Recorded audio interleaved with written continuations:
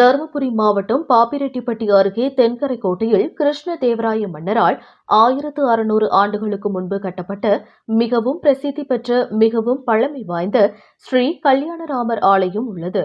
இந்த ஆலயத்தில் 5 ஆண்டுகளுக்கு ஒருமுறை தென்கரைக்கோட்டை, கோபிச்செட்டிப்பாளையம், கவுகம்பட்டி, பெத்தூர், பாப்பிச்செட்டிப்பட்டி உள்ளிட்ட 35 கிராமங்களைச் சேர்ந்த பல்லாயிரக்கணக்கான மக்கள் ஒன்று சேர்ந்து கல்யாணராமருக்கு திருக்கல்யாணம் நடத்தி தேர் திருவிழா நடத்துவது வழக்கம். கடந்த 7ஆம் தேதி விழாவானது கொடியேற்றத்துடன் துவங்கி விழாவின் முக்கிய திருக்கல்யாணம் நிகழ்ச்சி நடைபெற்றது.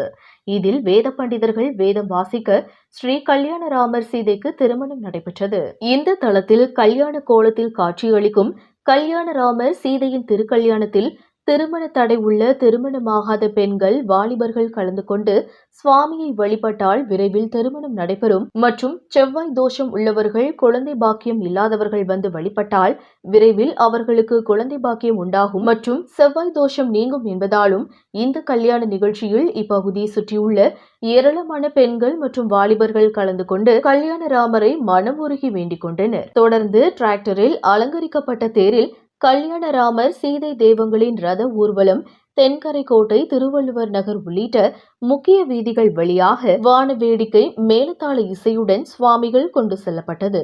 வழி நெடுக பக்தர்கள் நின்று சுவாமிகளை பயபக்தியுடன் வழிபாடு செய்தனர். தருமபுரியிலிருந்து ரிப்போர்ட்டர் சீனிவாசன்.